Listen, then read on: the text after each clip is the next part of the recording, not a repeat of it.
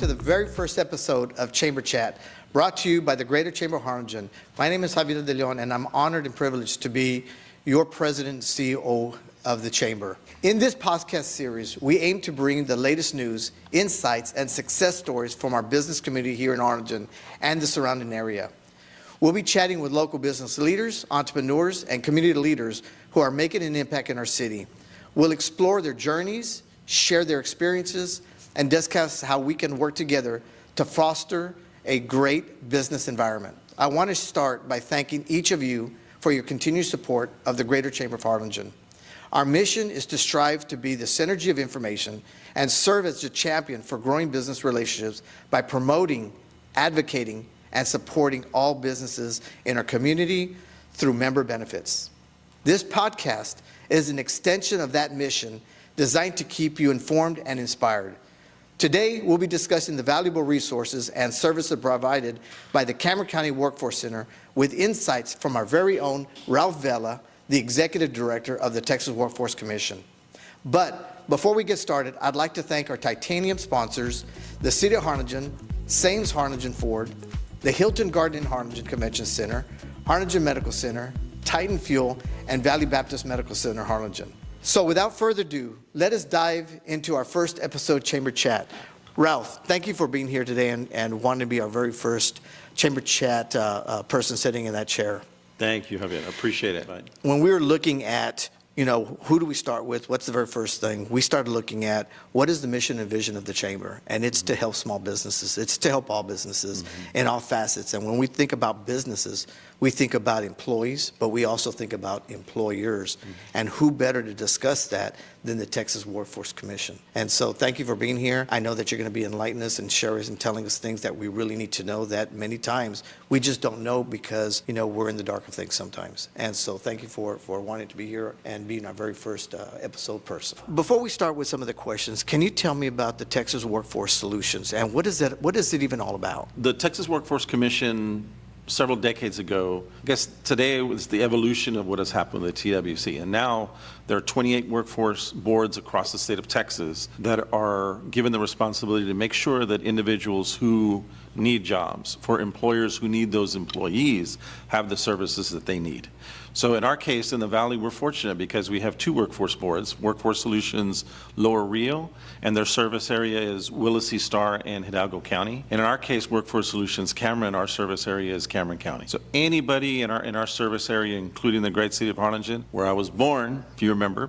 So any opportunities that we have for those individuals, we have two workforce centers. Headquarters is located in Brownsville. There's a workforce center here in Harlingen located on Jefferson Street. Another Workforce Solutions office, a workforce center located on Old Dallas in Brownsville. Then we have 145 employees, dedicated professionals that are there with an array, the full array of services. So everything from not just finding a job, but if an individual needs help with writing a resume or learning how to do an interview or very specifically training opportunities, like I was saying, for upskilling, that's where they would go.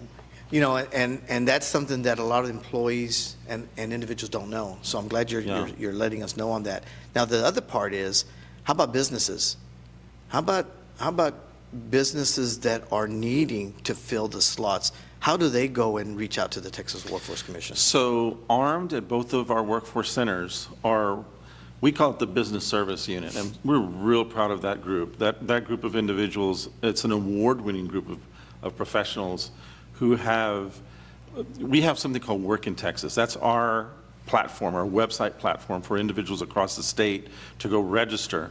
And that's what our team does. They make sure that any employer who comes in, that we match them with those individuals who kind of the needs align. And so at both of our centers in Harlingen and Brownsville, there's a team that's dedicated to helping that process along. So you've told us a little bit about how employees can go and try to see if they can find new careers, new skills, and you've also talked about where the businesses go.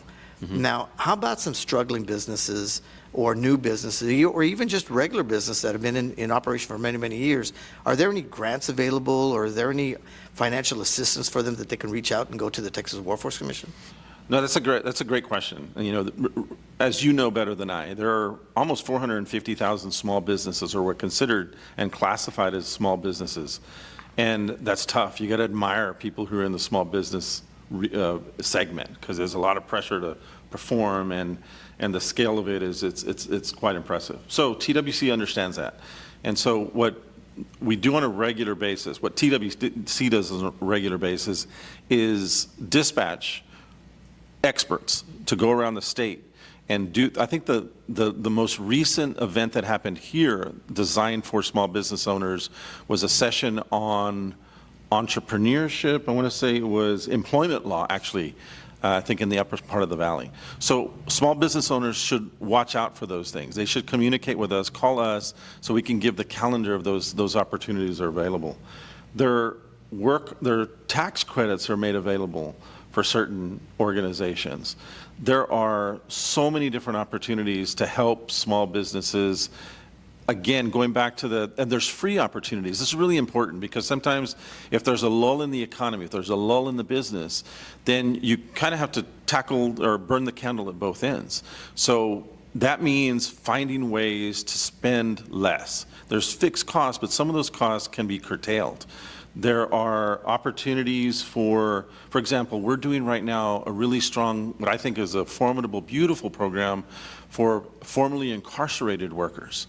So we've forged a partnership with, I want to call out Judge Cordova, who's one of our district court judges here, who has an amazing program that helps individuals before they've been convicted to expunge those records. So if they behave for a year during a certain program, and then they go to work, which is where we come in, they're given another opportunity. How creative is that? So for a business owner who hires somebody, at the state level they call it second chance. For a business owner who hires somebody who's in that circumstance, they can get fidelity bonding that protects the business for 6 months.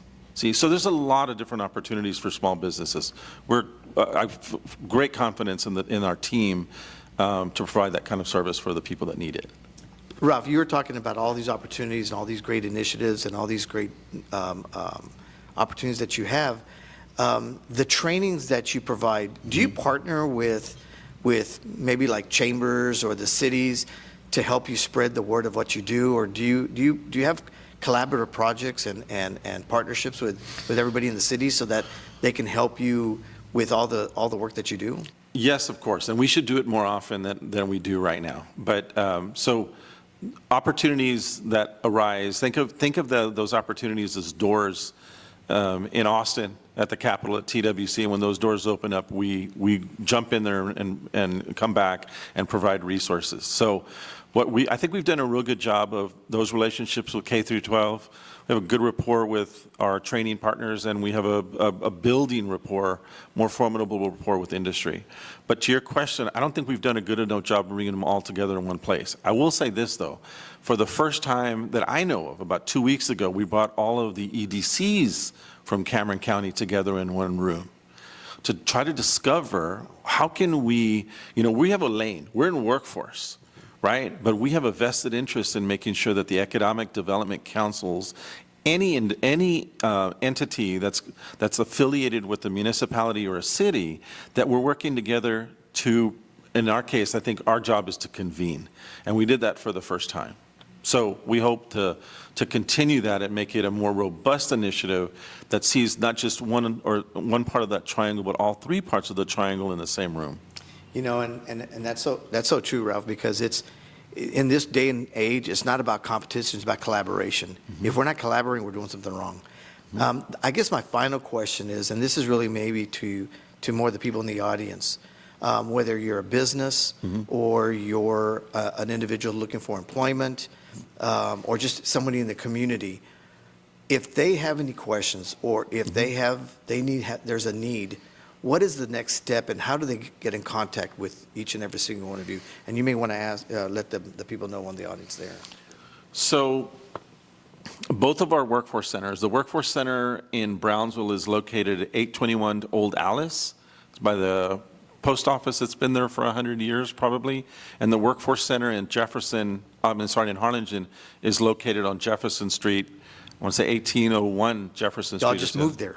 We just moved there. So we had two workforce centers in Harlingen, and about 2 or 3 months ago, we combined the two, and we haven't had a ribbon cutting. So I look forward to working with you to make sure that happens very soon. So go to our website. The phone numbers are there. We are here to serve, to be of service to the people in our region, to the employers and the job seekers, and we intend to do that for indefinitely. Well, you know, Ralph, thank you very much for being our very first groundbreaking Chamber Chat interviewer. You know, interviewee, I'm the interviewer. We really do appreciate it. I don't think there was anybody better that could have been on deck starting this off.